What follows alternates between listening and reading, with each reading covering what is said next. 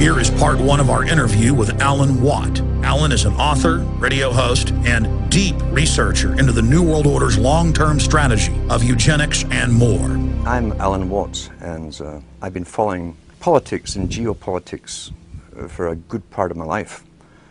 I didn't start off deliberately going out to find out everything that was possibly going on. In fact, I had no idea, to be honest with you, how vast the scale of an agenda, a political agenda, is when you're bringing in a global society. Wars have many different purposes. Economics is only simply one big part of it, but cultural change and the building of empire through the defeated nations joining in leagues. Every country was basically signing the same laws, and had been my whole life, at the same time, that affected their societies. Laws were introduced and bills were introduced unbeknownst to the people in those countries that it was being introduced in their neighboring countries or even across the water somewhere at the same time. I realized there was already a governmental control, obviously, that coordinated all of this, and it led me into the United Nations. For every single department of government you have on a federal, local, county, state, provincial level, the United Nations had an equivalent department to deal with everything. It was already set up, in fact, to be global government. H.G. Wells said at the League of Nations, which was the embryo for the United Nations, he said, this is the nucleus of the world governments, when eventually all laws will come from there, be passed and signed into law by treaty of all the member countries. Eventually, we won't even have to go through the farce, and that's what it is, of voting in parties or candidates, because in the latter part of the 20th century and now into the 21st century, we're being trained, rather obviously, to simply accept rule by experts, rule by scientists, rule by professionals, and that's what they mean when they call governance. That's the term used. How do you get a domesticated herd to move from a field, a system in which it's been grazing for 20, 50 years, this kind of system, to this field over here, this new field? Because we have reluctance to change. We like familiarity, we like routine, you see. You do it by various techniques, one of which is revolution. Most revolutions are bloodless. You have cultural revolutions, sexual revolutions. Along with that comes the music revolutions, etc. These literally are designed to alter and direct culture, knowing what kind of culture they'll have at the very end of it too. They know exactly what kind of culture they want to come out of it. You also can do it through crisis creation. Crisis after crisis has been hit on the people of the world since 9/11 happened. And we must understand that the techniques that are used abroad are also used at home in warfare. And we heard the term shock and awe. Shock and awe on the hard force level, as they call it, is bombs, all kinds of acoustic equipment to nullify enemies, scare the hell out of them through voice to skull and so on, which was used in Gulf War I, and it's all over the British media. But you can also use shock and awe on your domestic people again. You do it by crisis after crisis until the public are so terrified. See, the average person has a sort of confidence that they build up where they think, I can manage most things that come my way. Whatever little crisis in my life, what happens to other people, I can deal with. When all those around you are getting scared at the same time as you because they're losing their jobs, they've been threatened with pandemics, terrorists everywhere, terrifying people to even get on subways, and so on. And all those around you, as I say, are also in the same boats. You tend to be more easily directed by the powers that be that come out and speak with authority and confidence over you. That's why they give you a guy like Obama, who's trained in oratory. He was trained in oratory, not in truth, but in oratory, the technique of persuasion. Shock and awe, as I say, is a technique of making a person and a whole population punch drunk And each one of those fears, you see, you understand, the average person can handle one major crisis in their personal life, maybe two at the same time. It's understood in psychology and many, many studies that if you have maybe 3 to 4 crises hitting you personally in your life at the same time, you will literally go into an incredible depression, a reactive depression. You can't cope. That's understood. Apply that technique on a whole population. The thing is, there's not one of these crises that we're being told about that you personally can do anything about. What can you do about terrorism if it really exists all over the place? It's out of your hands, you're helpless. What can you do about a coming pandemic? It's out of your hands, you're helpless. What can you do about a nuke getting set off in New York Harbor or wherever? You can't, you're helpless. The message you're getting is that you're utterly helpless to defend, help, or save yourself. That is complete shock and awe tactic that's been used not only in the US and Canada, but across the world. Same strategy, because we're already global with the global society running us all.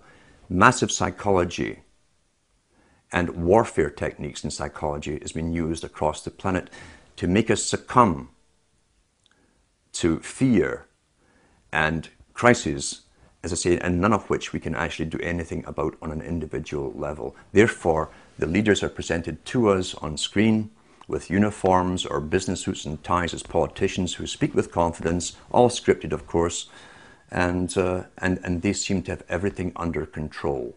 You're now basically a fearful slave looking up to the powerful master to defend and protect you. That's the simple technique of it. I've been speaking about the Rockefeller Foundation. I was mentioning the fact that in the United States, the Rockefeller Foundation, which also runs, I think it is the Carnegie Foundation today, maybe even the Ford, they're all combined. The families that are given the intergenerational rights, if you like, or authority to lead the world to amalgamation under global governance. Mr. Rockefeller also is heavily involved in the world depopulation strategies. He funds abortion clinics across the planet. He also funds hundreds of other front foundations that you would think were independent from his, but they're actually front foundations. He funds them all through his money. You can trace them all back again to so-called family planning clinics across the entire globe, especially in the third world countries. It seems that Mr. Rockefeller is intensely worried about overpopulation in the near future from countries which will have no industry, etc. And he sees it as his right to start the decimating process, basically, of depopulation. Last winter, I got an invitation to attend something called the World's Citizenship Council, the annual meeting. That kind of floored me because the head of the World Citizenship Council is Mr. Rockefeller himself. And here I am speaking out about and against them. So this did not come out of the blue. They try and get you on board working for them. What was also more startling was they always give members maybe 15 minutes or 20 minutes to speak, and I was offered that to speak on stage to this world meeting. The world's citizenship idea is part of the old idea of Cecil Rhodes up into Lord Milner to the Royal Institute for International Affairs and the Council on Foreign Relations. Mr. Rockefeller is up on Google in some of his conferences giving out World Citizenship Awards to very famous people. So they've already bypassed and have bypassed sovereign nations a long time ago. What other benefits you get from being a world citizen, I'm not certain at all. But I was allowed, he said I'd be allowed to speak at this conference. He did not say what to speak about, or didn't say anything about what not to speak about. And he also said that, this chairman, of course, who wrote to me, he also said that I'd be allowed to participate in the round table groups which come after. The round table society is very, very important because the round table societies were set up as far back as the Milner Society and the Rhodes Foundation. They came out with the first round table societies. What they do is take the topics that are discussed at the main meetings, then they split off different tables to specialize in certain aspects of the speeches they've heard and find ways how to implement them into reality through media, promotion, various methods of propaganda and so on.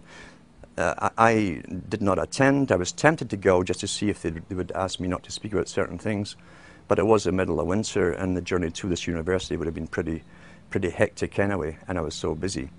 But you will be approached, and that's not the first time I've been approached to do this kind of thing. You'll find that some people are bought over. I should go back to Lord Bertrand Russell on this topic, because Lord Bertrand Russell said in one of his own books, the same book in fact, where he talks about those children who manage to escape the indoctrinations, who have intelligence and an ability to communicate to others, must be brought on board the system, employed by the system, bribed into the system if possible. That generally works with most people. He said, otherwise we shall have to eliminate them, because they did not want people around who understood an agenda that the general public are unaware of. Didn't want these people with the ability to communicate information, documented information, in a fashion that people understand out in the community where they could spread this word. That ties in with Mao Zedong, who said he was not afraid of armies. His worst fear was someone with a good idea, a great idea, a unique idea, and the ability to communicate it. So that is how they treat basically people with information. First comes invitation to join them. Many people do. As I say, Bertrand Russell backed that up by saying if they can't be brought on board, they must be literally eliminated from the public arena. That's how seriously they take this agenda at the top. They don't mess it around. The reason I think they don't simply come out and kill you straightforward is they don't have to do a messy job. There's many ways of killing you, especially in this day and age. But I think, to be honest, they're so arrogant right now at this moment. They're not too worried about the mass of the general population who are indoctrinated and updated with their indoctrination daily from television, as one example. About 100 years ago, this big organization with many branches, they wanted to rule the world basically using Britain as a nucleus of a system, an embryo, which also was going to be joined with the US under the Anglo-American establishment, wrote about the kind of culture and the changes of culture over a 100-year period that they would actually design. We're all tribal to an extent. That's why we even bother to vote for a tribal leader. This is well understood. That's why we're supplied with these leaders. And because the average man was to become more disengaged from his own destiny as the expert class arose, it was decided that the males would get their outlet basically, gradually becoming helpless as males, through sports. Therefore they'd have a tribal team they could identify with, they could cheer them on as though they were winning. In their own personal lives, they were getting nowhere. They were getting disenfranchised in a sense as experts took over decision-making for them in all kinds of fields. So this was psychology at use, planned before they even implemented the sports. When radio came along, of course, they used that to the maximum. Sports for the men, radio soaps basically for the women, and then in came television, as I say, with its alpha state, its hypnotic state.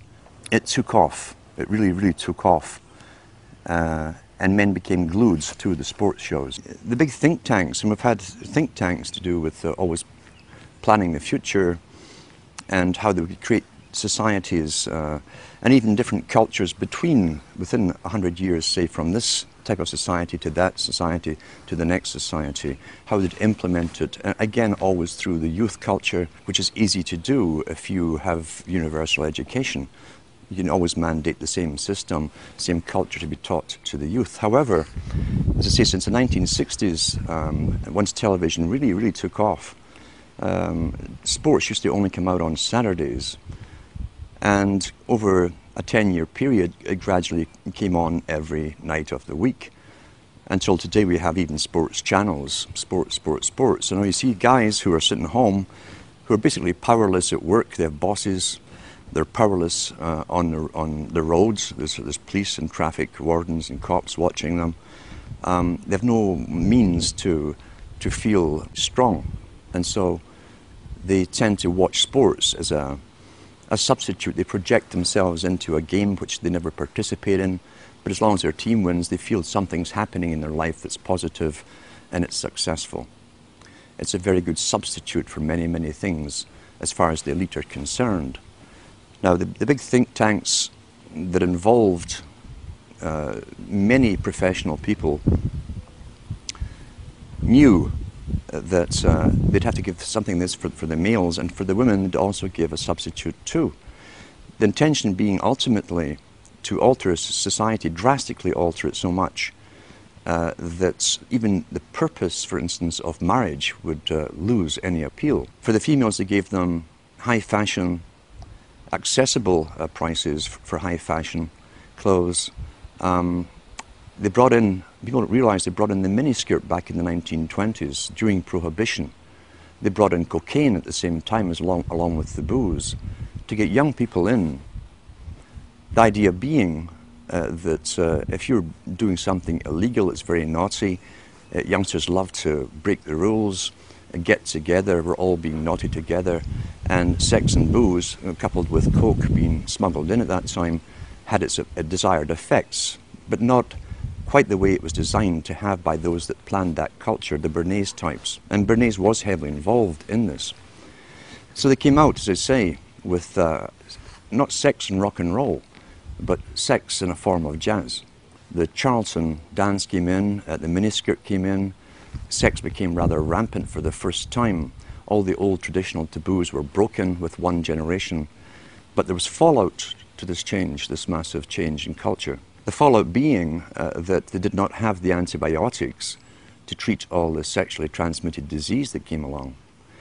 Secondly, they didn't have the legal abortion clinics to take care of the unwanted children that also were produced by hyper-promiscuity. They opened up big orphanages to try and take care of this, the boys' towns. They had ones for girls too.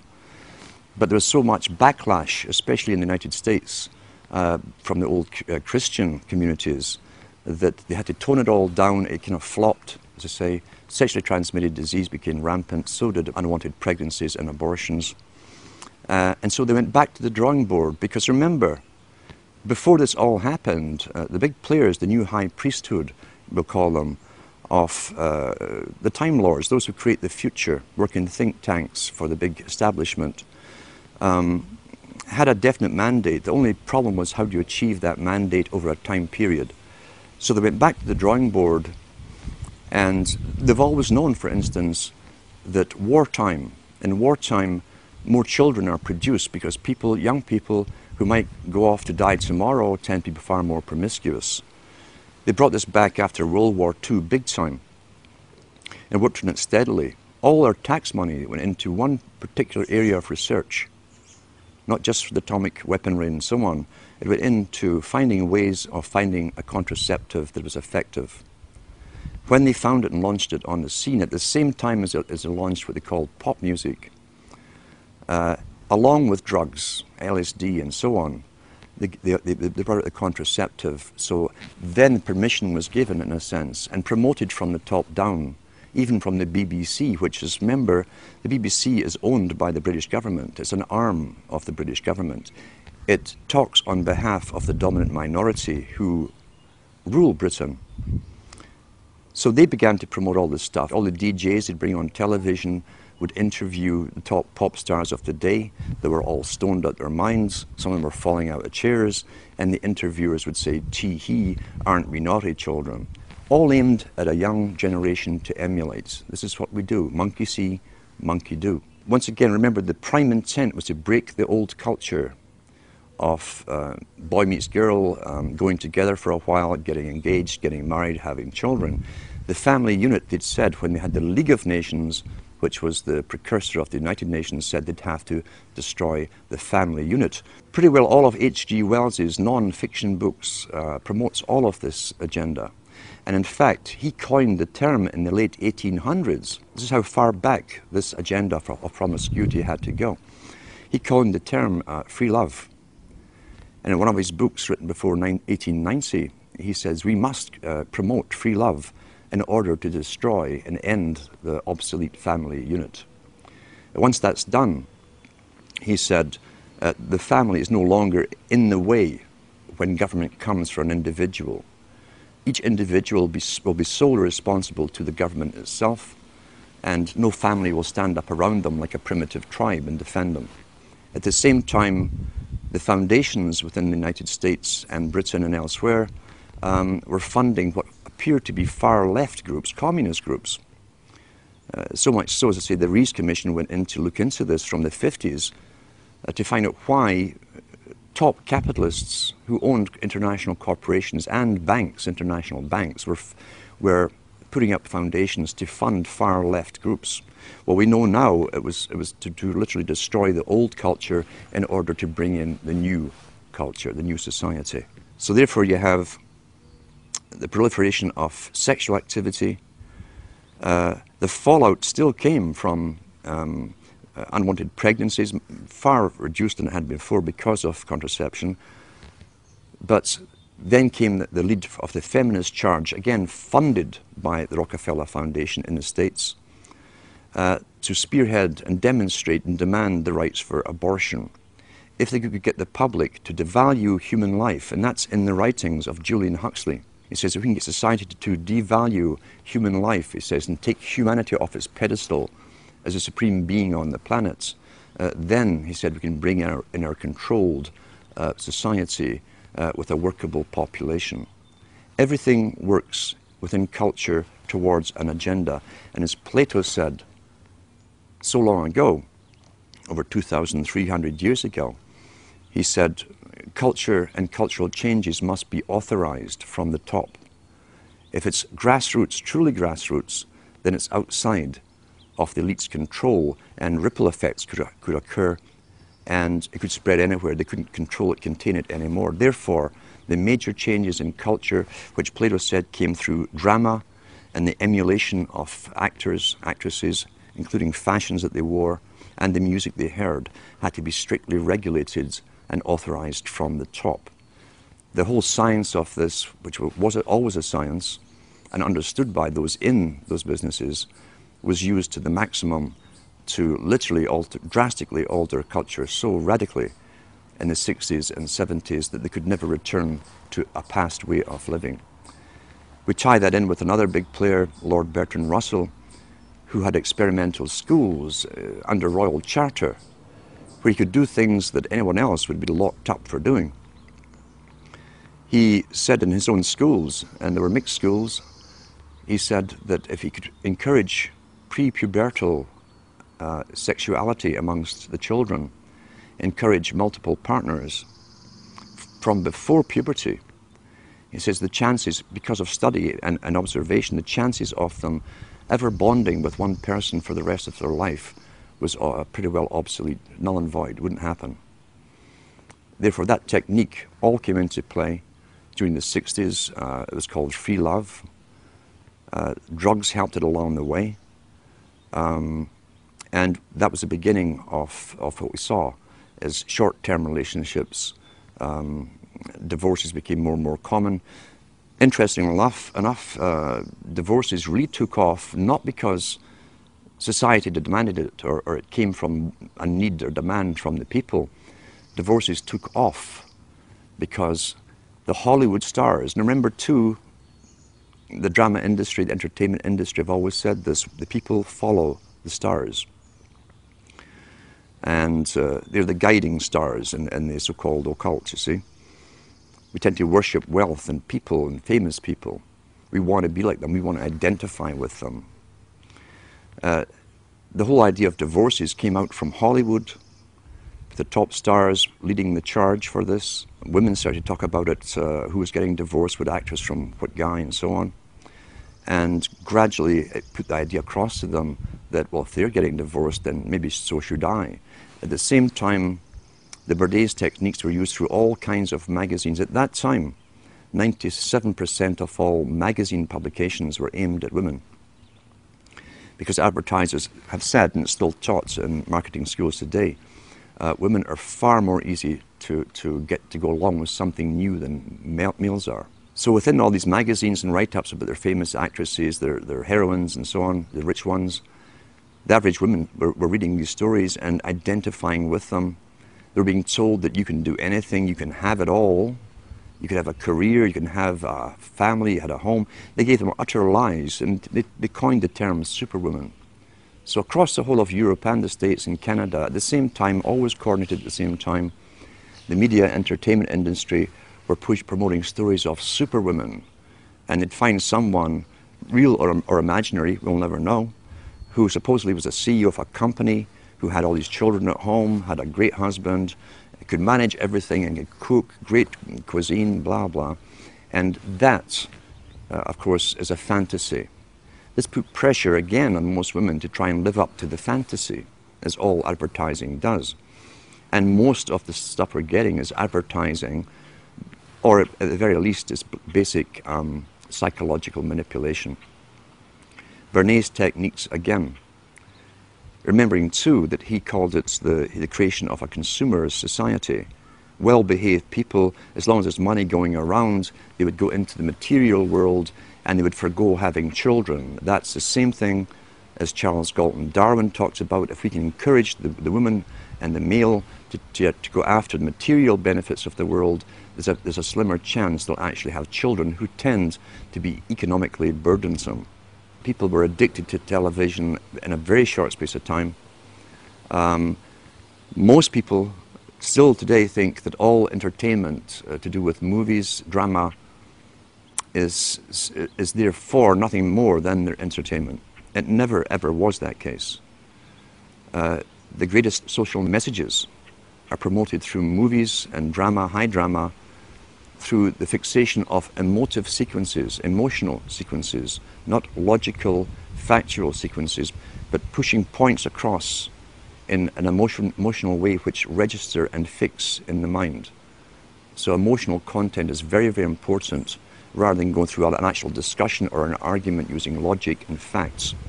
There's no debate. And when you're being downloaded through fiction, your guard is down, the censor part of your brain is not in action as you would in a debate or a lecture. You're actually in an alpha state, being completely downloaded with new ideas. Very similar to a computer. And so therefore, a culture industry, which is called by its own the culture industry. The Soviet Union had a department called the culture industry. Their actors and directors were called the cultural leaders. All you have to do is keep giving them new updates every so often, and you can change an entire country or a nation or a block of nations. We're all getting the same upgrades at the same time along certain paths. Today we call it political correctness. Most people want to belong to their peer group. They want to be the same as everyone else when it comes to opinions. In fact, they judge their own personal sanity by bouncing ideas off their neighbors and friends who will answer back and agree on these same topics in kind. It doesn't matter if the topics or what you're given are facts or utter nonsense, as long as everyone agrees at the same time. You'll say, well, I'm sane, and your friends will all agree because they've had the same information given to them. We don't only get the same information given to us, we're led through sequences, even documentaries, to leave you with a predetermined fixed conclusion on any given topic. Most folk are, once again, unaware of this. They think, I've just been given all the facts on this topic, and this is the obvious conclusion, which is always given to you by the final experts on the particular program. There's no thinking involved. We tie this in with the Brzezinski. Brzezinski said in 2 Ages, now this guy was way up with the NSA. He's a master geopolitician. He admits he works in 20, 50-year periods to do with geopolitics in other countries. But he said himself, the public will shortly be unable to think or reason for themselves. He says it was meaning by the form of information that was given to them, the type, the formulas that were in use then in the 1970s. And eventually, he said, they will expect the media to do all their thinking and reasoning for them. Well, that's happened today. That's why people today can't think outside of their programming from television. I'll give an instance, in fact, of why TV was so important to show you that it was so important to have it in the homes of ordinary people. Now, most countries in Europe, for instance, up into the 1950s and 60s, and I'll give an example, is Britain. The working class people did not have credit cards. You could not get a credit card. You couldn't get a bank loan without collateral to put something up against it. So therefore you were at pretty well a fixed income. There was no extra cash outside of rent, food and so on, clothes for the children, essentials. There was no extras for luxuries. There was no credit given to them. Yet the British government, just like the Chinese government did 2 years ago, made it a mandate that every household in Britain must get a television set. And what they did, they made one exception out of all the things that the people could need, really needed. They made one exception. They allowed credit companies to come into being. They could go round the houses every week and collect half a crown or 5 shillings or whatever it was and pay off a used television set. The British government made a deal with the United States of America to buy in used televisions which were then reconditioned to be sold to the working class all across Britain. As I say, they wanted a TV in every home. Now, since when is government interested in how happy you are at home? You know, there's another reason for this. And sure enough, the working classes all got these DER. DER was the company that brought them all into Britain. And the guys came around every weekend collecting their half crown, 5 shillings. And suddenly, and I can remember where I was, it was one of the last areas really to get television, a real working class area. I can remember this high being taken by my parents to the local park on a weekend and passing dozens and dozens and dozens of other couples on the way with their toddlers as well. When he got to the park, which was a valley, there were over maybe 1,000, 1,500 couples along the grass in the valley. And that's where everything was discussed. Local politics, national politics, labor unions to do with their mining and so on. And everyone mingled with everyone else, old school friends and so on. That system had been going on for hundreds of years, where people communicated thoughts, real feelings, real things that really mattered to them and their communities, to each other, conversation. When the TV came in, and I was still about this high, within about a month, I could go down that park every weekend and no one was there. It literally overnight killed off the socialization and the interaction between people and tradition, again, where they exchanged viewpoints, gave each other news, helped each other out, who was sick, who was this, who was that. Everyone helped each other out. And from then on, you could pass rows and rows and rows of these, and they were called row houses, all joined together. And all you saw at night was the flickering of that bluish light in the windows. And that was the end. That was the end of real communities. It happened within a matter of about a month. The flicker rate on the television is very, very important. It was timed to be so many cycles per second, and it actually just meets with the brain patterns for an alpha state. When our brain sees it through our eyes, we start to adopt that flicker rate in our mind, and we go into a deep alpha state. Watch children and watch their mouths. They drop open. They won't hear their parents talking. They're hypnotized, in fact. Why would they give that particular flicker rate when they could have chosen of a whole variety of flicker rates? It wasn't an essential thing to have. So it was done for a purpose. It was meant to be hypnotic. It was meant to be used as a tool of propaganda and indoctrination, even through the guise of entertainment and so on.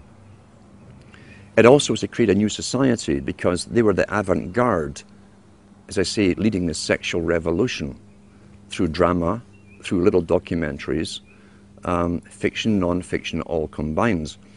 Once again, back to Plato. The audience see what they see. You understand that it's even worked out towards different age groups. There's something on for everybody's age group. Each age group is actually being updated as well, even the elderly ones, into new ways of thinking or seeing things. but the target mainly was for youngsters.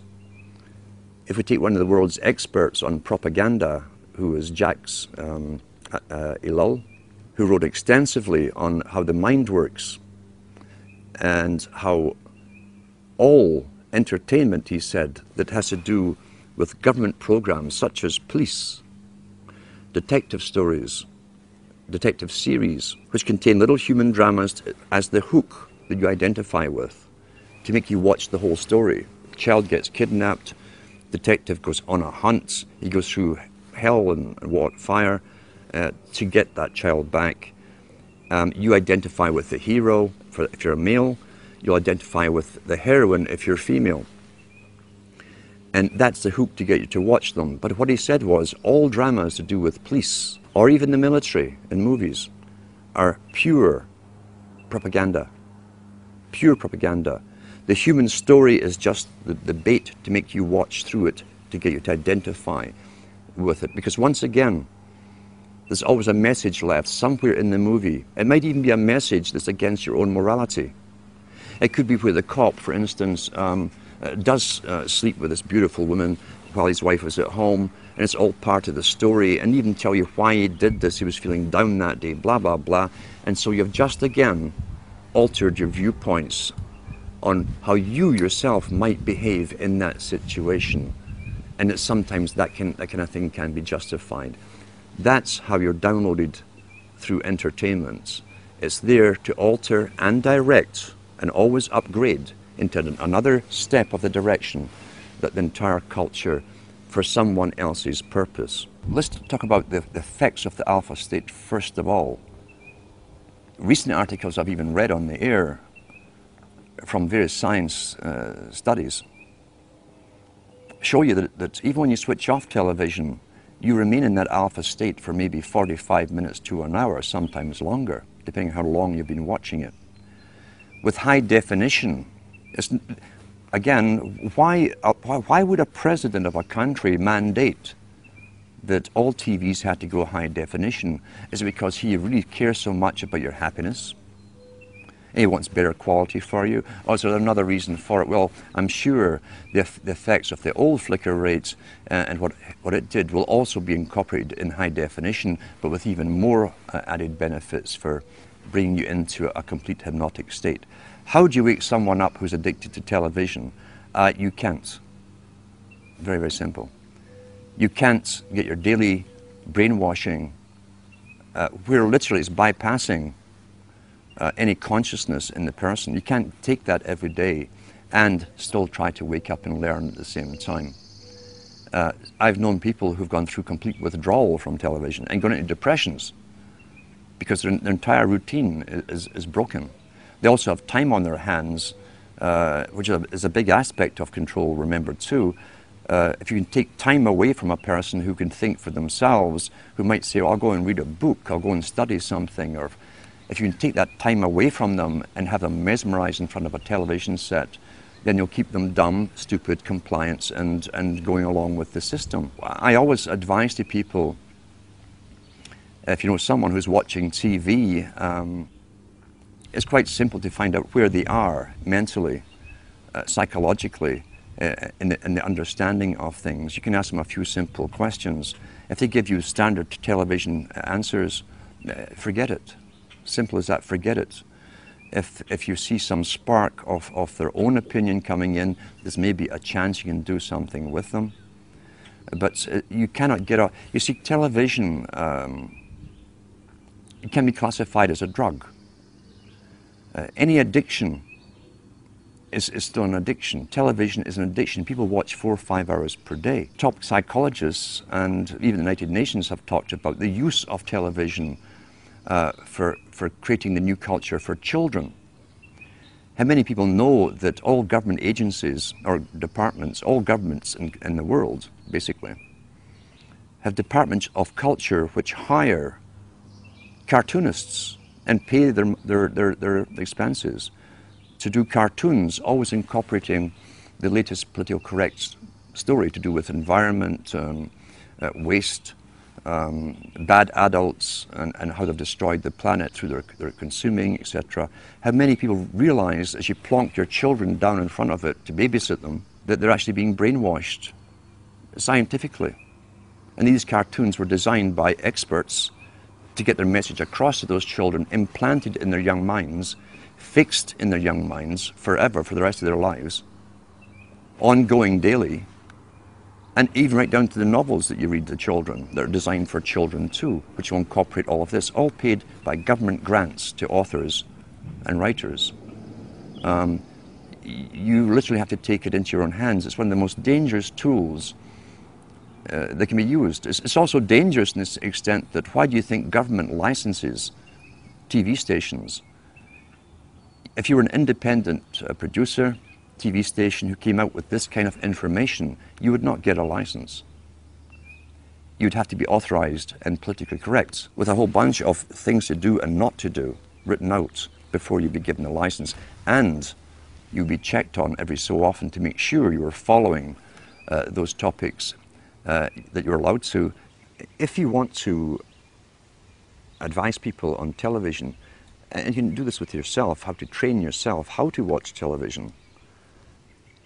If you never get involved, you understand a storyline, you watch a movie, but don't get involved in, as I say, there's always a thread or a hook for you to follow, a plot, whatever, the chase.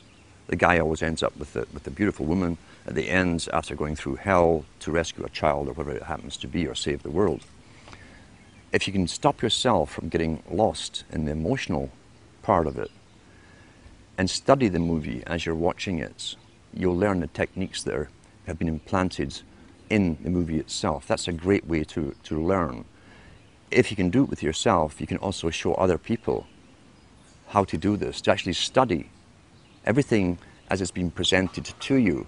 And eventually what you'll find is that when you're watching even documentaries, you'll see how the documentaries themselves are shaped to give you the opinions, often very strong opinions, without giving you specific facts or giving you distorted facts, etc.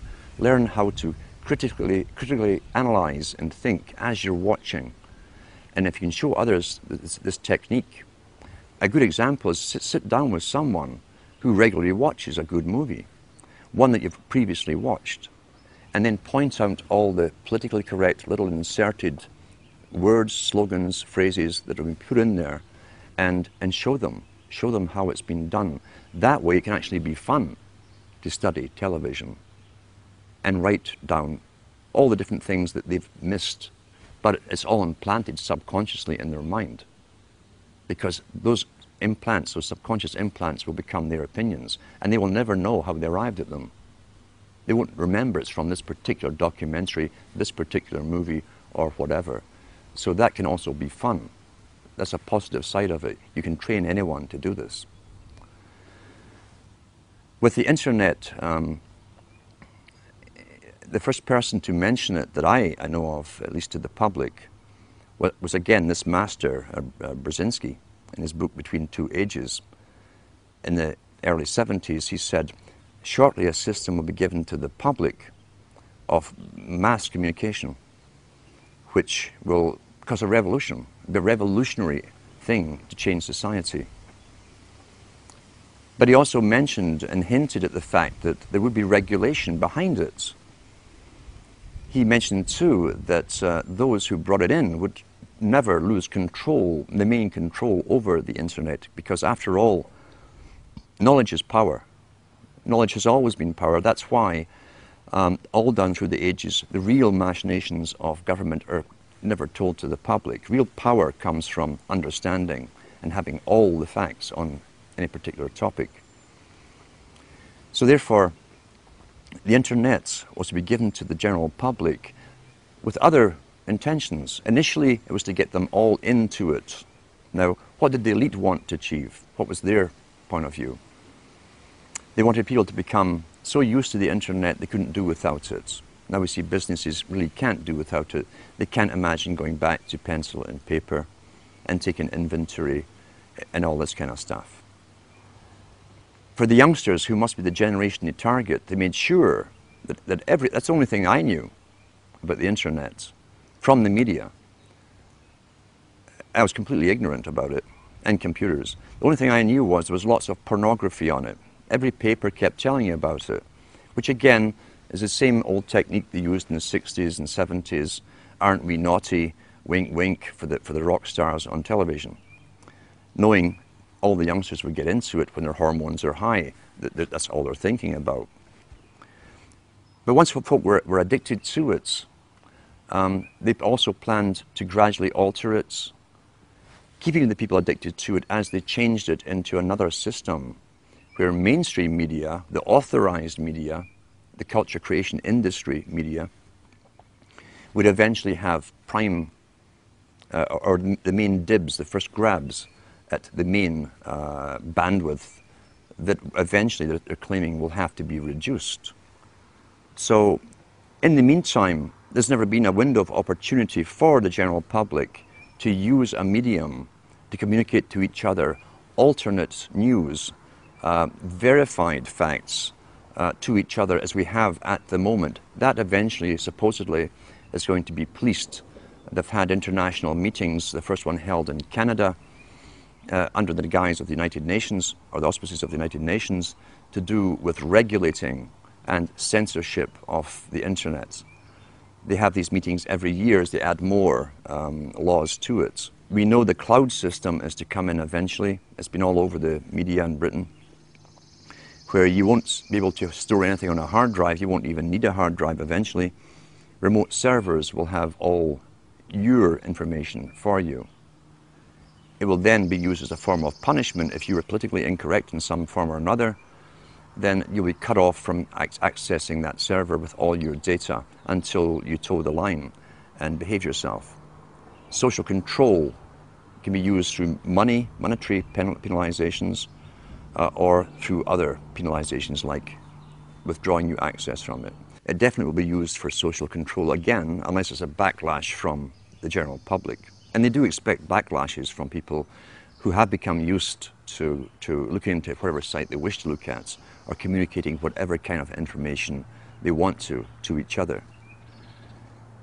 Now, along with the introduction of the internet, we've got to remember too, the government agencies also set up and promoted chat rooms and all the rest of it.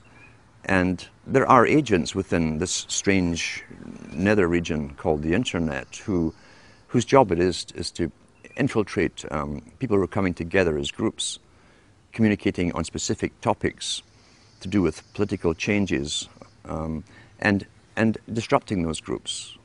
So already it's a battlefield, and they called it the cyber wars long before they even gave this internet to the people. It'd been an informational war, they said in all the papers. Therefore, government intelligence agencies would have to expand their roles with mandates to also be in this invisible world where they would manipulate various groups from within as well. There's also a lot of nonsense, of course, on the internet too, which can take you down conspiracy paths. I hate the term conspiracy because the government wants us to use it like we're some sort of hobbyists and some sort of kooks. I don't use the term. But that's become the most popular type of site now, is conspiracy site. And there's many out there, there's professional agents out there as well, who've been funded by governments and even launched by governments, to be well known, especially in Europe, to lead the conspiracy sites. Then they bring in the UFOs, the aliens, until you have achieved your goal. Counterintelligence. Let's talk about counterintelligence and how it works. What is intelligence? Intelligence gathering is sending agents out to simply listen. To listen in marketplaces, bars, cafes, as to what the people are discussing. Lawrence of Arabia, in his own book, 7 Pillars of Wisdom, was trained as an agent. He was trained in Arabic languages. He was given lots of money, he and 11 other people, trained from Cambridge, and sent over to the Arabic countries to start up Arabic newspapers. Once they started putting stories in the newspapers, they went round the marketplaces, they hired lots of guys to listen to gossip, to see if the intelligence they were putting out in the papers was being discussed by the recipients, the readers. That's basic intelligence gathering. What is counterintelligence? Counterintelligence, from a government's perspective, is taking information and data that could be crucially, it could be bad for the ruling regime, and finding ways to counter that knowledge, counter it. What you do, standard-wise, if you can't defame the person who's bringing out a truth or kill them, is to bring out your own heroes. Launch them well, finance them well into the same area, saying the same stuff that others are talking about. It's called intelligence, giving out facts. And once they have the following, then they start bringing in aliens and UFOs, and they bring in the New Age, the whole New Age religion into it. Spirituality is the big term they're using today. Until a newcomer, a skeptic, will hear this stuff from the paid agent, who's very good, who says gives the same data as the person who doesn't go into the UFOs and so on. But the guy who doesn't go into the UFOs, aliens, reptilians, and all the rest of it, suddenly is thrown out with the other guy. You're classified with them by association. Your topics are associated. Even though you stay clear of the fantasy stuff, the disinformation, you'll be lumped along with them. And then you've countered the intelligence. When you mention the facts, people laugh at you, say, oh, you probably believe that the aliens are running the world now. And that's it. That's counterintelligence. And that is also all over the internet. And it's paid for by, again, government psyops operations. Some groups that I've found are doing really good work, where people decide to get together physically, and they will choose a book to read to do with the factual data that's available to the public that can be proven. Oh, Herman Kissinger.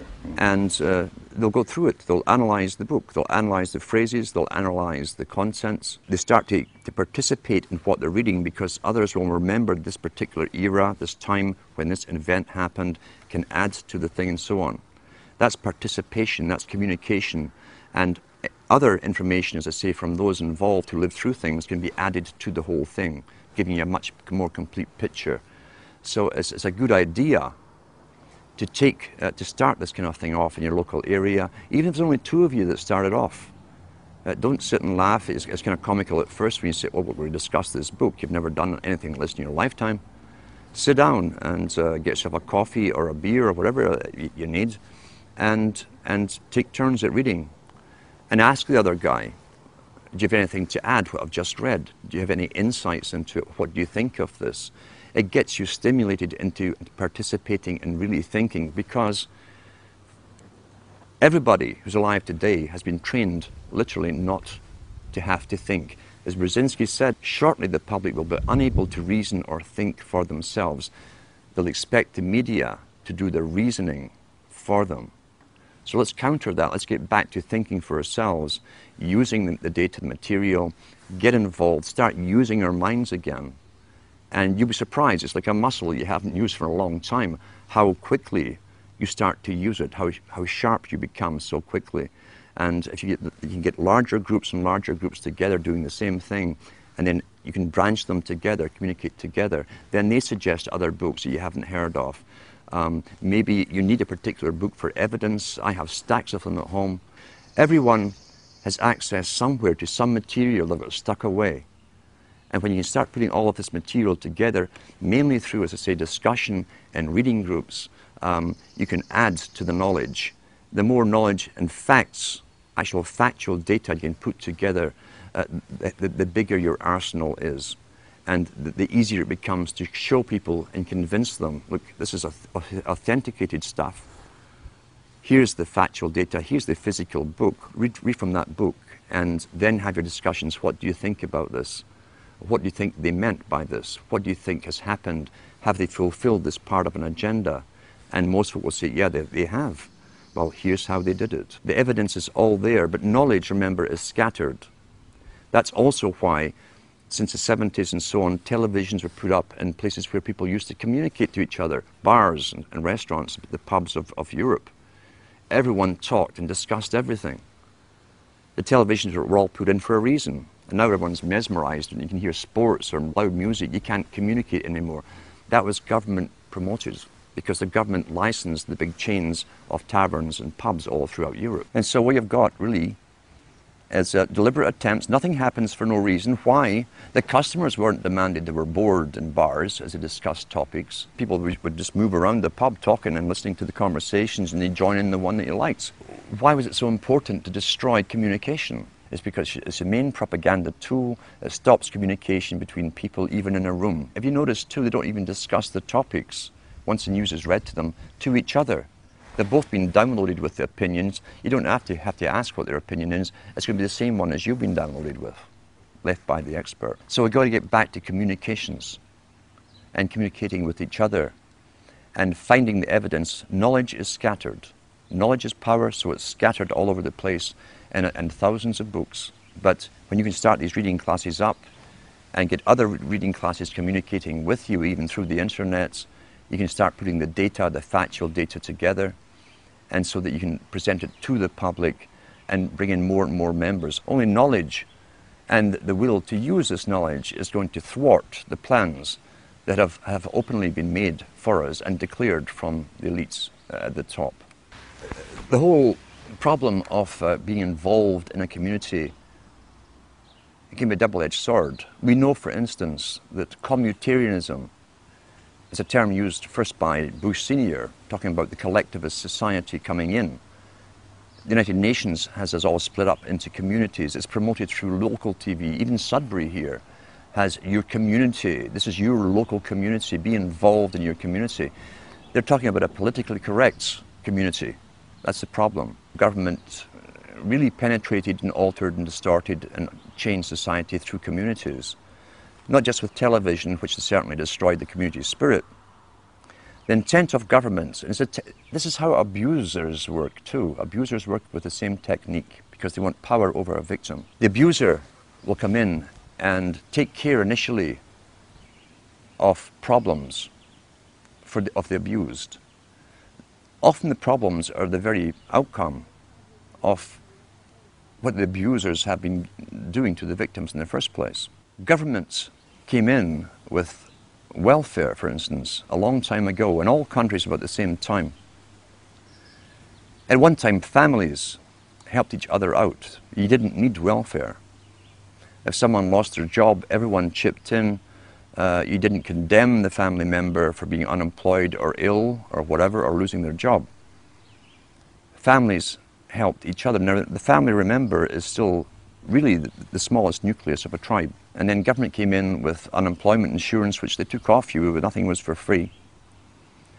And gradually over time, when people became unemployed or even sick for a while and couldn't work, I heard people even say to their own relatives, well, go to welfare, that's what they're for. There are social agencies to deal with this. Until today, we're in a sad state where even close relatives won't help each other out. They expect the government, the abuser, the government is the abuser. They expect the government to take care of all financial problems for the unfortunate victims. And they stop helping each other out. We've got to start reclaiming the rights to, and you can do it personally with people you know, to help other people out and start countering the government's mandate. Because the government's mandate is for control over the victims, not to help the victims. Those who fall under that particular level into the welfare state have their lives run by government agencies and social workers. That's what Huxley says. He says that they won't need their survival capabilities. Russell said the same thing, because the government is taking care and making all their decisions for them. In order to help you, it's really to take you over and have you obeying them and their system. That's what you're up against, a planned war strategy, making them dependent upon government services, not their family units, not their brothers and sisters, their fathers or mothers, but on the state itself. We've got to counter that and become involved again in the lives of those around us and have our own true communities. It doesn't matter if there's only 5 of you in a community, even if you live in a town or a city, that's your own little community. We all have something in common. What it really is is gaining knowledge for your own and others' self-preservation and survival into the future. These video interviews have all been exclusive, and they're going to be archived at prisonplanet.tv. Please download them, burn them to disk, and give them to everyone you know. Upload them to YouTube. This information is vital not just to our free republic, but to the future of free humanity. And now, part 2 of our in-depth interview with New World Order researcher Allan Watt. I'm Allan Watt, and I'm an author and researcher into geopolitics, really, and history. I follow where the world has been, the techniques were used to bring them to those stages, and apply them to where we are today and how the future is planned. I've researched so many books. I've got a library of my own. I like paperback books, or at least hardback books, because they're permanent records of the past. And if you can't understand the past, you won't understand the present or the future. I've also been in the music business, heavily involved for years. And I saw how culture creation worked from the top, and how generations were swayed into new fashions, new ideas. I've been following the histories of what's now called the New World Order for many, many years. And I try to go into the books written by the big players, the technocrats themselves, those famous people like the Kissingers, the Brzezinskis and so on, the Huxleys, the Lord Bertrand Russells, who all worked for the same organizations. And I came to the conclusion, really, there was only one big organization with many subcategories. These boys tended to publish the world that they saw coming into view, and they wrote it in their own hand, basically. They told us where they were taking the world.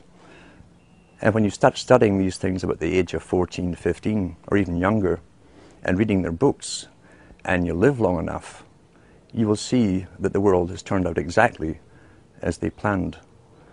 This can't be coincidence. And who can really write up a wish list and make it happen globally, unless there is an organization very, very powerful, probably the only organization really on the planet, an organization that can fund all sides, all oppositions, and using the synthesis of conflicting parties, they can literally make the world come into view as they planned. They plan in centuries, and the astonishing thing is when you go into the United Nations, which was loosely based on the Soviet system, they plan certain parts of their agenda in 50-year plans, some in 100-year plans, and some even in 150-year plans for different aspects of it. The Russells, the Huxleys and so on, Brzezinskis, also use the same terminology with their long-term plans. And you've got to understand too that nothing in culture comes out from the grassroots. Even Plato talked about that thousands of years ago. He said that if it was a grassroots movement really coming from the people, then those in charge, the dominant minority, would lose control. Therefore, every change in culture, right down to fashion and music, and this was written 2,300 years ago, had to be authorized from the top and promoted from the top if it fitted with the continuance of control over the public. And these are sciences which were taught down through the ages, are still taught today to the big players, and they've used it to the full in the 20th century, now into the 21st century with the use of television, mass communications, radio, etc. Everything has been given to us for the appropriate time and stage in the actual planning. And for those who are coming into this kind of study, it's best to go into the books, as I say, written by the big players themselves. They love to boast. Kissinger's got lots of books out there, so has Brzezinski. These are probably two of the master players in geopolitics. Try to stay away from all the conspiracy books. They're also put out there in purpose, very fascinating books, but they lead you in circles forever without giving you the overall picture to the fact that every generation has a purpose up until this present time. And in a post-industrial era, these big boys have decided, and their masters too, that we are simply superfluous and they no longer need us.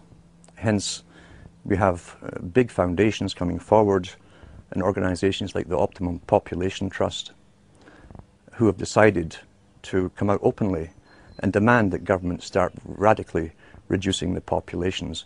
We are now the useless eaters, as Lord Bertrand Russell called us. Our ideas, our opinions on everything, our worldview, even to do with population and the fake view that we're overpopulated, is all projected to us by the mainstream media, working in concert for their masters. And we begin to parrot what we hear through repetition, and that's so important, as repetition with slogans and catchphrases. And once you hear it happening in your own local group, your milieu, then you know it's working. And the camera can make anything appear to be true. You'll see that in India, for instance, they always use the same streets of Bombay to make you think that you're massively overcrowded, and that's the impression people think of the entire Indian continent. The Indian continent is huge, with thousands and thousands of miles of forest where no one lives. It's the same in Africa too. China, being the model state for the world, for instance, put into effect the United Nations policy to the extreme with its population reduction and the movements of people off of the rural areas into cities. They started that years ago. Right now they're in the process of moving 200 million more people off into the major cities, and that's the major newspapers. The cities appear to be crowded because everyone's being moved into them. In the Western world since the 1950s, again under the term of urban sprawl and stopping urban sprawl, the Western countries also signed agreements to do no more building in the outskirts and of the major cities. All existing buildings have to be used or else knocked down and replaced with even higher ones. But regardless, with the immigration and the free flow of people now from third world countries, the Western countries appear to be overcrowded. And yet the UN's own statistics show, and so do the national census show, that the Europeans, for instance, Canadians and Americans who have been here for a couple of hundred years are actually in decline. So the overpopulation problem is simply an image projected by the media as more and more people are crammed into the same cities and they bring more immigrants in to fill them. But I also realized the system of schooling when I was going to school was bogus. The histories were bogus, and I was very, very lucky to have access to very old libraries, town libraries. Some of them had reference books going back into the 1700s, written at the time. When you compared the histories I was being taught in school to the histories that were written at the time, they were completely different. You had a deeper understanding of how geopolitics had been used in the past to even populate the country of Canada. London couldn't get immigrants to go off into the new colonies. What they did for Australia was to create so many laws that you couldn't help but break them, and poverty, and therefore stealing a loaf of bread to feed you or your family would get you deported to Australia with your family. That's how they populated Australia, crime. They created the laws for crime. With Scotland, they had a rebellion, which could have been rigged, and I often think it was, and the whole of Scotland was punished, and they deported millions of the Scots off to the Americas to populate the Americas. This is geopolitics in action. That's how it works. And whole peoples are often moved from their land because the elite masters want them elsewhere to be productive for themselves, the masters.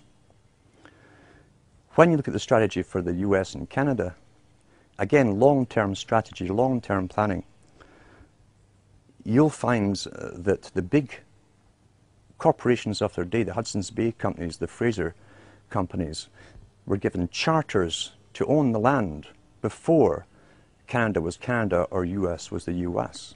They were simply called the Americas. These are private international corporations that had the power of life and death over everyone who lived within their areas. The Queen or the King had a consulate in every country, Lieutenant General or Governor General they call them. We still have one in Canada today who represents the Queen. They have all the powers over life and death of subjects under that governor. How they stopped rebellion in the past was to give us an idea of what they called democracy. They knew from the Chartist movement in Britain, for instance, and elsewhere, other countries, people were demanding rights for the first time. And so once again, they gave us champions to speak on our behalf, which calmed the people down, thinking for the first time in history, the people were involved in their own destiny creation. And nothing was further from the truth.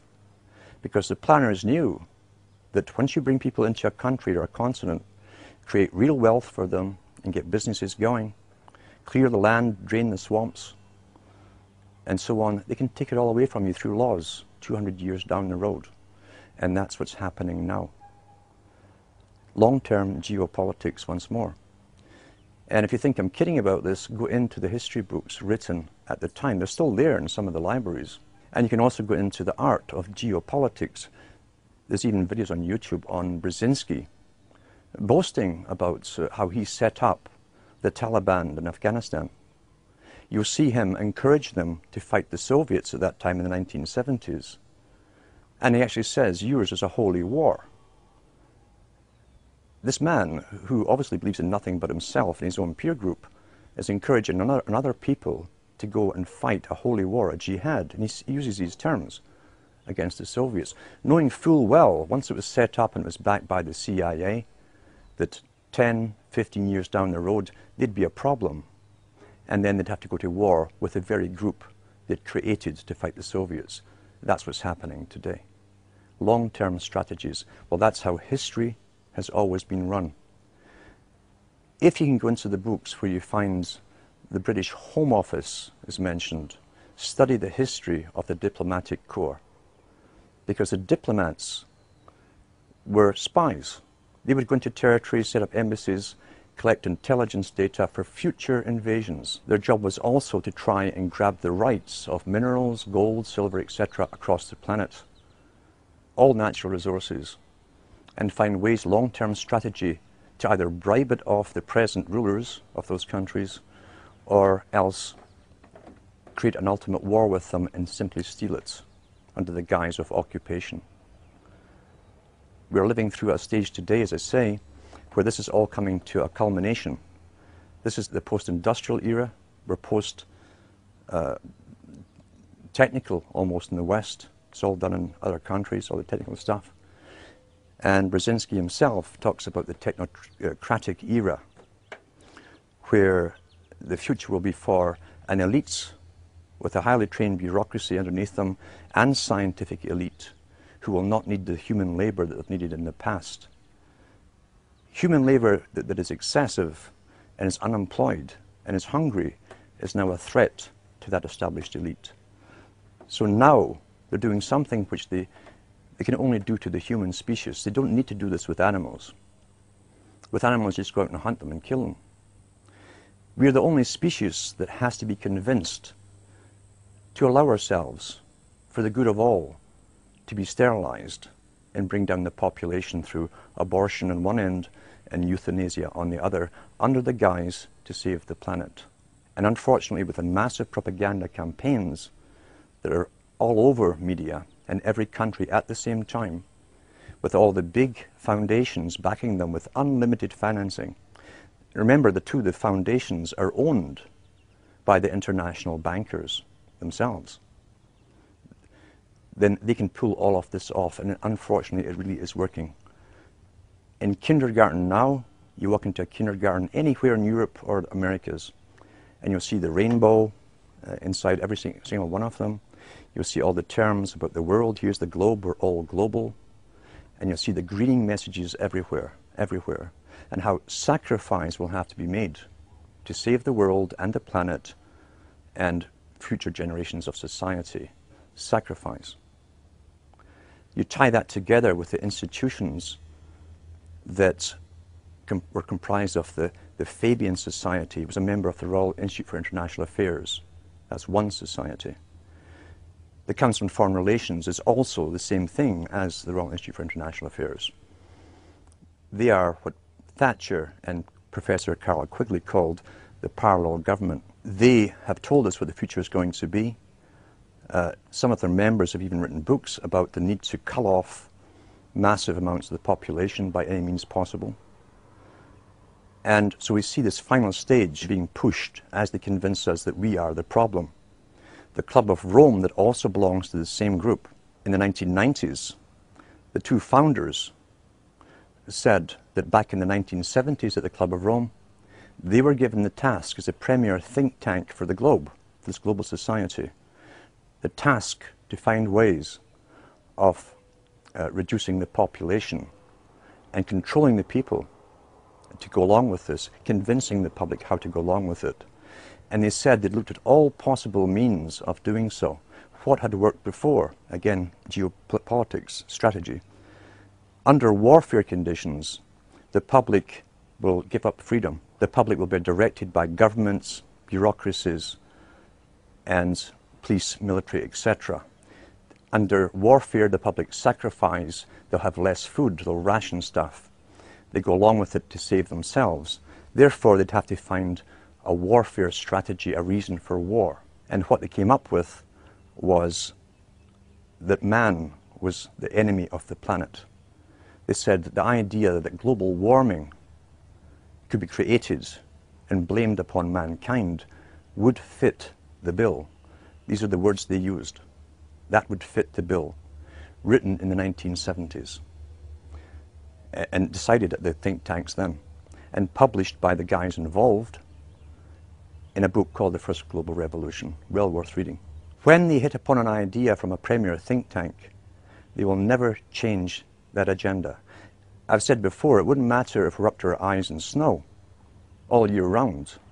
They will still stick to global warming. That's the agenda. Now, of course, they've changed it slightly to climate change, which simply means changes in the weather. And they're in the process now of convincing the general public to be afraid of summer, for instance. It's all done through the alteration and distortion of perceptions. Massive psychology is used on all of this. And they certainly understand mass psychology of the general public. These boys don't simply announce things or make up a wish list of the future and send it up the chimney to Santa Claus. When they come up with an idea, they implement it. I've followed the United Nations Department of Statistics as they announce every single year the sperm count of the Western male, which has been falling drastically since the 1950s. They say that it's down by about 75–85%. Now, when something like that's happened across the whole of Europe and the Americas in 50 years, and they suddenly started noticing it 50 years ago, sudden onset, and there's no crisis made about it. There's no comeback after announcing the statistics. They just tell you the cold, hard statistics and go off to the next statistic on some other topic. That means it's part of the agenda. Otherwise, it would be a crisis. If this wasn't planned and part of the agenda, believe you me, it would be a crisis if they didn't authorize it. And now they tell us that the average American has less than 20% sperm and only about 15% is motile. That's not a coincidence. What happened in the 1950s to start out this ball rolling? In the 1950s, they suddenly put all the known female synthetic estrogens into food supply. They put it in baby foods. Procter & Gamble were the first one to admit, after investigation 40 years later, that they were using a rinse to supposedly sterilize the baby bottles, and it contained bisphenol A. An odd thing to rinse baby bottles with, when bisphenol A is the very thing that attacks young male children at that age and stops the testes from developing properly. You go back even further into more detail and you find out that the cosmetic industry were using insufflatants. Insufflation is a technique where certain carriers are put into the creams themselves, and these creams then absorb into the skin, carrying other chemicals with them. They're almost like they carry the payloads into the target in the bloodstream. We find that the women were highly toxic with the artificial bisphenol A and other ingredients. And therefore, within the first 8 to 12 weeks of pregnancy with a male child, there's a very good chance that male would grow up to be either almost completely sterile, or as I say, maybe have some motile sperm. This was all understood 50 years ago. Bisphenol A, for instance, was discovered in the 1890s, and the properties it had against humans, especially males, was known then too. Now it's in all the beer cans. Great target males again. They line the cans with it. There's been many exposés on it now. The CBC in Canada, which is a government-owned television station, it's the BBC basically of Canada, did a documentary series called the Disappearing Male. And it goes through all of that in that particular talk with proof. Also, when we go back to the writings of Lord Bertrand Russell and Julian Huxley and Aldous Huxley, who were also related to the Darwins, by the way, you'll find that they talked about ways to sterilize the populations in the 30s, 40s, and 50s. But of course, and even said they would use the needle to create a compliance, pliable population, meaning to dumb down the people and also to bring down the fertility rates. In the 1950s, across Europe and the Americas, what came out, under vast promotion, what came out? The polio vaccine came out. That was the first one ever to come out through a mass fear campaign, a massive fear campaign. Polio was very, very rare. Yet if you go back to the old PATH, black and white newsreels that they showed all over the world at the time, they showed you the same one boy in the iron lung, and that terrified the whole world. How many polio cases was actually there? Was it really polio? We do know that from those first shots, those injections, the generation that got them all ended up with carrying 100 simian viruses, live simian viruses in the shot, and simian 40 only had one function according to the maker, the discoverer of the vaccine, and that was to cause cancer. And I also have a copy of the discussion with this particular man and his staff admitting that. They knew that at the time. What they said was they thought that the risks outweighed the bad benefits that might come along down the road. That was their excuse. Since then, we've been trained to accept more and more inoculations until babies now get something like 30 inoculations before they're at the hospital. When you look into the big manufacturers of inoculations, like the Baxter Laboratories that were in the news recently because they sent out live flu virus along with the bird flu virus mixed together, and were caught by another country who tested it on ferrets, and the ferrets all died. They had done the very thing that they say that they're worried about happening in nature, where the common flu is mixed with a killer flu and becomes highly contagious. They actually did it by mistake, we're told. But go back into Baxter Laboratories even further, and you find Baxter Laboratories was part of IG Farben Group in World War II. They were responsible for creating chemicals and so on that were used as gas. And they were also used in other medical experiments on prisoners. That's in the records of the inquiry that went on into IG Farben. A good book to read is The Crimes and Punishment of IG Farben. All of that stuff's documented in there. All the companies, the Western corporations that were involved in the setting up of the Hitler regime are mentioned in that book. And Baxter Laboratories, the one who's coming out with all the shots we have to take supposedly for the swine flu, are still on the go. So when you go into, let's see, Connaught Laboratories as an example, Connaught Laboratories was employed during World War II to manufacture bacterium and viruses, fungus that would attack wheat and corn, etc. in Germany. Mr. Banting, who discovered insulin, the great hero Banting, during World War II, his main occupation was finding ways to annihilate the food supply of an entire country. And he came up with ideas of creating a form of what we now call mad cow disease, something that rotted the brains of the cattle for herds, dairy herds and beef herds. And it was manufactured in World War II. And I often wonder if there really is such a thing as mad cow disease, is that where it came from? But to say these big laboratories and Connaught laboratories eventually became responsible, for instance, for the blood supply for hospitals and hemophiliacs and byproducts of blood supply for Canada. When Mr. Clinton was in power, he signed a deal with some prisons in the US where the prisoners would get $1 or $2 for a pint of blood. And this stuff was all to be sold to Canada. And almost every hemophiliac in Canada, everyone who got the blood supply came down with hepatitis and various other diseases. The government held about a 10-year inquiry, waiting until they were all pretty well dead, maybe 1 or 2 survived, before they paid out compensation. They knew at the very beginning that this blood was contaminated. And these Connaught laboratories, part of the industrial military industrial complex used in World War II, buying the blood and selling it and distributing it across Canada.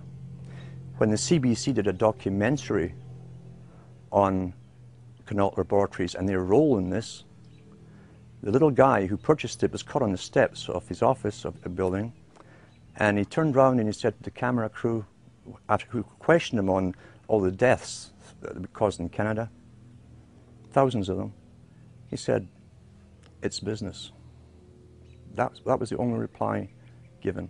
I've said for many years that the biggest international corporations are real corporations, but they're also front groups for one system.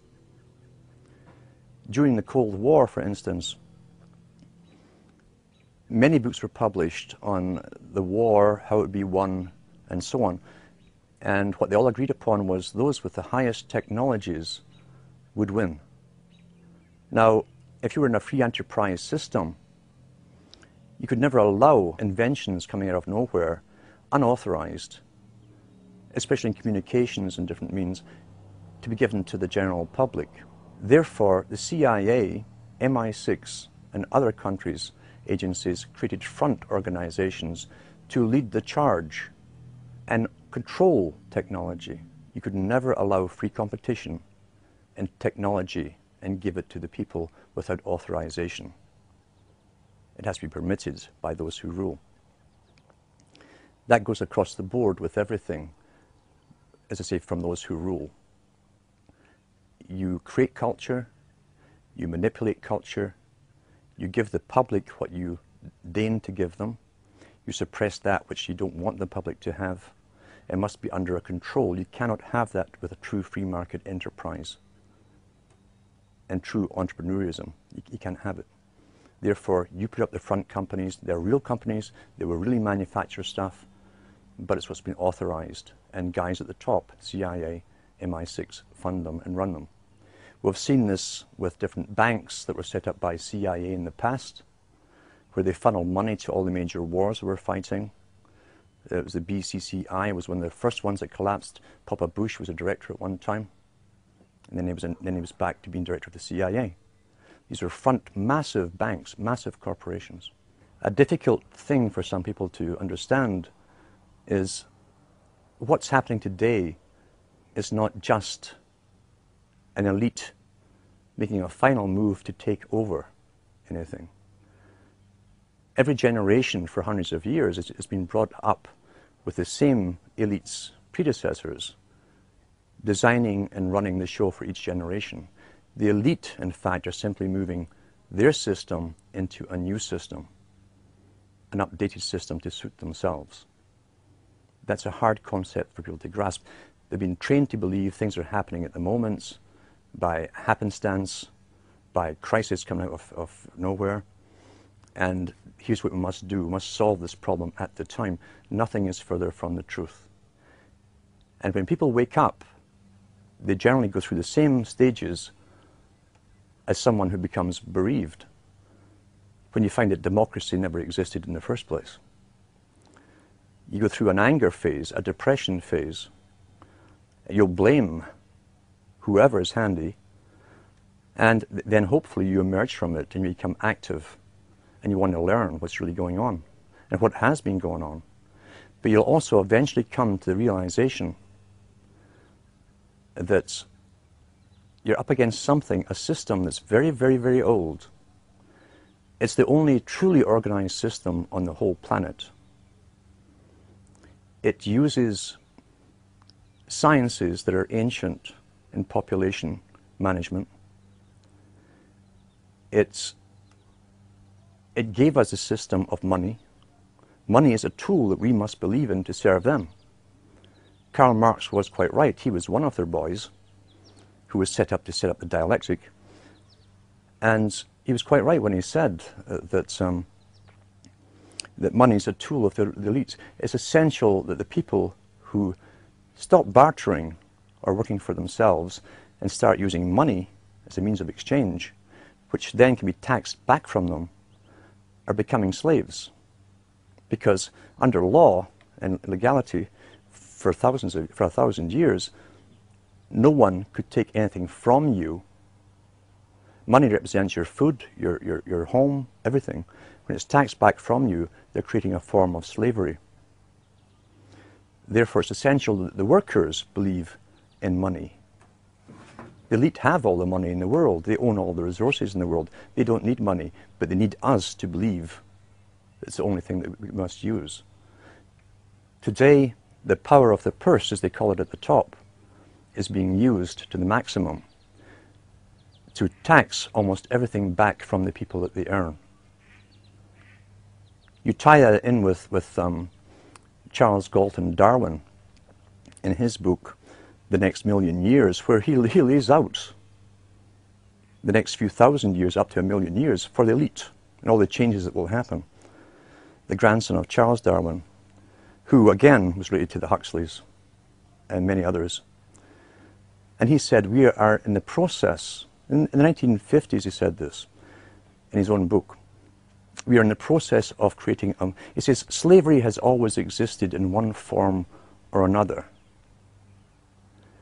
There's different ways to have slavery. You can either get a bunch of henchmen, force a tribe into obeying you and being your slaves. That's a lot of force. But you have to feed them, etc. Or you can allow them to keep so much of their earnings for themselves, to maintain themselves, and take off all the rest to supply the elite and the structure of the system over them. But he says, we are now in the process of creating a more sophisticated form of slavery. In other words, the general public who would drift into the system and it would become natural for them would never twig on that they were actually slaves. You tie that in with the institutions that the Huxleys and the Darwins belong to. The Royal Institute for International Affairs, which has branches in every country in the world, they set up the United Nations. They said in their own writings, from the earliest times to the present, the world they're bringing in is to be a world where everyone who is born, or would be allowed to be born to serve the state. That would be their sole function. That's if they had a job for you to fulfill or a need for you. But it's a more sophisticated form of slavery. And we're going through it today. These families have been at this for at least centuries, and I think much, much longer. Why is it that the Rothschilds come onto the scene as a revolutionary family? Why is it they suddenly could take over 5 countries with 5 sons, create central banks, or take the central banks over that already existed?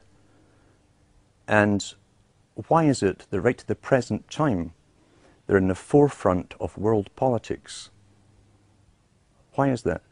Why doesn't a generation of the Rothschild go off in some other direction or lose interest? You're dealing here with a specific religion. A religion and a cause, a purpose. You will only find this kind of fanatical intergenerational devotion to an agenda when there's some kind of religion involved in it. When did all these families crop up? With the banks. We find that when the Rosicrucian court was created at Queen Elizabeth I's court, and that's open history today. John Dee, Francis Bacon, Francis Drake, all these boys were a member of the Rosicrucians.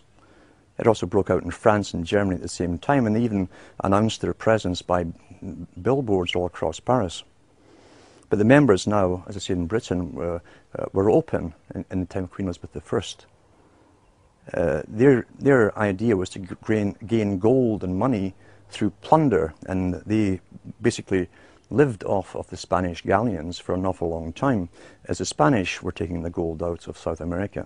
But John Dee and Bacon also were advisors to kings and queens, and they wrote about how to control, guide, mislead, and always fool the populations, and always too to get them into warfare, thinking they knew what they were fighting for, but the public were never to know the true ambitions that they had. John Dee coined the term the British Empire. It didn't exist before he said it and wrote it down.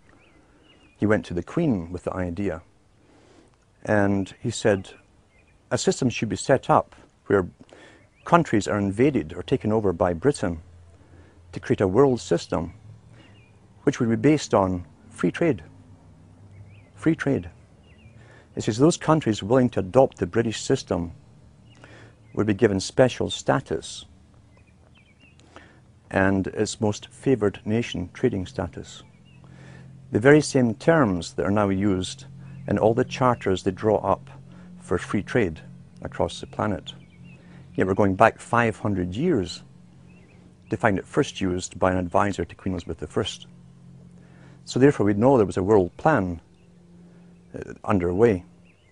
We also know that Kipling, for instance, who worked for the British Raj in India, wrote many books, and was a very, very high Freemason, was sent over to the US, where he spoke to the US Senate, equal to equal, and said, we pass the torch on to you. America was then to take over the financial cost of conducting this world war, basically, to take over a world into a global system. I'm Allan Watt, and I'm a long-term researcher into the geopolitics and the psychopolitics of a world society, basically, the society that's bringing in globalism in our lifetime. In the 1950s, a book came out called The Next Million Years, and that was done by Charles Galton Darwin. Now, like, the Galtons, again, were another special bunch that came out to do with eugenics. They started up the IQ tests that are now used across the world for school children to try and get the average intellect of children, classify them in grades, etc. And they then intermarried with the Darwins. So Charles Galton Darwin was the grandson of Charles Darwin. He was a physicist. Again, too, what we're talking about is what Huxley said. Huxley being the end product of selective breeding to get a scientist, then so was Charles Galton Darwin. They were bred along the Platonic lines. Plato talked about it too. And they became the scientific class. Charles Galton Darwin was a top physicist in Britain, worked on atomic energy, weaponry and so on, but he also was attached to other delegations at the United Nations, had a lot of power, was well known, getting a lot of exposure on political viewpoints and social viewpoints in the media. And he came out with the book in the 50s called The Next Million Years. The Next Million Years is an astonishing book because it's an incredible boast of how an elite would literally rule the world for another million years, and how it would be done, not just could be done, but would be done. But his biggest cry throughout the whole book was that the media and educational systems would have to work so hard on the general public, even from schooling up, to get the public to go along and allow themselves to be somehow sterilized. he said that the inferiors would outbreed the superiors, and that was his greatest fear. Now, he spoke on behalf of his own establishment, his own group. So they were into eugenics. And you'll find the United States became a great laboratory for eugenical experiment. People don't really realize that. Because when many of the Albigensian descendants, the Cathar descendants, the Bogomil descendants came into the United States under the guise of Christianity, they set up their own particular eugenical experiments. The Mormons were one of them, where couples were matched up.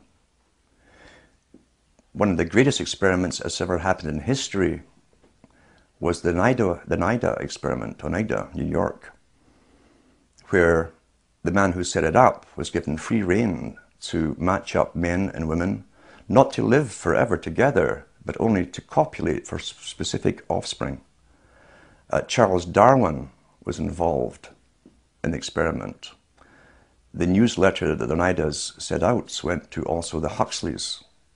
H.G. Wells came over at the latter end for visits to it as well. It was one of the greatest eugenical experiments ever carried on under the protection and the guise and the rights of protection of Christianity. That's how they got away with it. And the man, Noyes, who was in charge of it, was a high Mason. His cousin was Hayes, who became the President of the United States. So big people were backing this experiment in eugenics through the latter part of the 1800s into the 1900s. What did they hope to gain? How can we bring this into the Council on Foreign Relations and the Royal Institute for International Affairs, or the writings of, say, Huxley's or Darwin's even? Well, they believe, and they believed by Darwin's time, that all of the people who had the right stuff to excel in life, to acquire wealth, good, intellect, property, and keep a hold of it through generations, had already been born. Therefore, anything that came after Darwin was just chance, perhaps, or luck. Therefore, all the elite families were already established. There would be no more elite families. Everyone else married in common because they did not have their wives or their husbands picked for them. They were not mated up for eugenical reasons. They were called commoners. We find the same expression coming out today with the new term for eugenics. They call it bioethics. And the bioethicists are saying that those people, the common people, have junk genes. It's another slander on the public, you see. Meaning you have all these weird, erroneous genes because none of you down through the generations were specifically married up for specific reasons. Whereas you go into the line of, or the lineage of Darwin, and the Darwin family and many other families of his time were already only breeding into one other family for generations. And the Darwins, for about 5 generations that we know of, by records, birth records, and marriage records, only married into the Wedgwood family, the big pottery conglomerates. And when Charles Darwin's first wife died, he married his mother's sister, who was a Wedgwood as well. The problem with this incredibly close inbreeding, and I should say too, the Huxleys were also descended from Darwin too. You'll find contacts there, and their wives. How many of these families, these wealthy elite families, were actually into inbreeding in this fashion, this close inbreeding, we'll never really know. Maybe one day they will publish it. But I know that Ian Taylor came out with an excellent book on Darwin, called Darwin and the New World Order, where he documented the lineages of at least the Darwin family to do with the Wedgwoods. And as I say, the unfortunate thing of such close inbreeding is you can have, if there's a dominant gene there prone to a specific illness or disease, it tends to be passed on. And I think that with genetic research, they hope to overcome the problems they've had with such close inbreeding for themselves But genetic research will not be used for the benefit of the rest of humanity, even though it's our tax money that's going into and has been going into the research for so long. How long have they been working, and why have they been working so long on genetics? What's the reason for it? All geneticists are eugenicists because it starts off in your first course to do with eugenics, superior and inferior types. Therefore, at the start of their training at university, they become true believers in eugenics to begin with.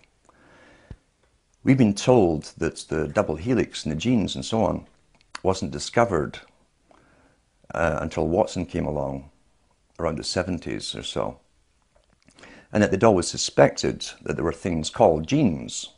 This was standard in all medical training for many, many, many years, but they hadn't found them. They just suspected they were there, we're told. But yet, if you go into the writings of the greatest mathematician that the Royal Society could produce, called Rutherford, he's the guy they sent off abroad to do the equations for the pyramids and so on, for the Royal Society. In his own memoirs, he said that in the early 20s, he was employed on scientific research as a mathematician to work on genes. Why would you need a mathematician working on genes for something you haven't discovered yet? You can't see them unless they could see them. And I believe that's how far ahead they truly were back then. They did know the genes were there. They were working on them heavily. Because, as I say, the agenda since at least Darwin's time onwards was to create a superior type of human. They toyed with the idea of creating even a superior type of worker to serve the superior class. Someone who could be very, very healthy, bright enough to accomplish all the tasks, but not too bright to overthrow the dominant minority. That's what the utopia, or the utopic idea, is basically based upon. Some of them are so arrogant, like Julian Huxley, who was the first CEO of UNESCO, who said that UNESCO's function, by the way, the United Nations Organization for Education worldwide, was to create a standardized system of education across the world so that all children could be manipulated into the same thought patterns, belief patterns, and mentality, basically. A standardization process, a Plato's cave that would all grow up in, never knowing anything outside that cave. He was quite blatant about that. It was for social engineering purposes, not for educational purposes as such. Now, eugenics goes back, as I say, into the most ancient times. All kings and queens were mated up for their supposedly inherited traits as leaders and even as gods by the priesthoods, who kept records of the traits, the physical and mental personality traits of offspring of these unions. The one thing that was lacking was a moneyed class who also used the same techniques. We find this coming out with the Rothschilds family. So you had monarchies running the world, running an empire such as the British Empire. All you needed now was the moneyed system to go along with it. We find the Rothschilds worked on the same principles as monarchies. They intermarried each other to keep the same intellects, abilities, and so on going. With the Rothschilds, we find they only marry their nieces, their immediate nieces, down through the generations. We find Benjamin Franklin, very interesting man long before this, again, high Freemason. This is in his own records at the Franklin Institute. He joined the English Lodge. He joined other lodges. He became eventually the Grand Master of the Nine Sisters Lodge in France. He initiated Voltaire in as a member and others. But he was also a member of the Hellfire Club in England. Benjamin Franklin talks about the carriers. He called them dollies. These are women who had selective genes. They were the products themselves of selective special breeding. And the Hellfire Club, like many Masonic high Masonic institutions of that time had what were loosely called, and wrongly in a sense, brothels attached to them. But it was also a cover because the special carriers or dollies, and dollies, the term that Franklin himself coined, is still in use today. A dolly is a carrier, like something you carry luggage on or whatever. Basically, he said that those who were worthy to go on and breed with these particular women, who were of noble birth, most of them, would have the pleasure of having the offspring, knowing they had the offspring, and the offspring was guaranteed a life of high exposure in science and perhaps leadership in the world. Madame Bouvier was the one he was talking about initially at the Hellfire Club in High Wycombe, London. And Madame Bouvier's descendants still live. There's two of them in France today. And the other one was Jackie Kennedy. If you look at how politics is run, and you go into the writings of people like Lenin, for instance, Lenin said there are 1,000 directions and systems in which people could go and live under, but the public mustn't know that. He said it's important that the system that's created for them is accepted by the people, so that they think that it's the only system that could possibly work. And it's true. We're contained in a system of left and rights, supposedly the have-nots against the haves, or those who own the means of production against those who don't, the workers. And that's traditional Labour versus Tory, or Conservative versus Democrat. That's how the system is run. It keeps the public contained within a system of thinking that it must be one or the other, or a middle road in between, which they push. It never occurs to the general public that society has lived in the past under many different types of systems, and as Lenin said, it's important that the public don't know that the system they're born into was designed for them, and that it could be any different. They must think it's the only natural one that could have evolved in their lifetime. Therefore, you're contained within a restriction of parties.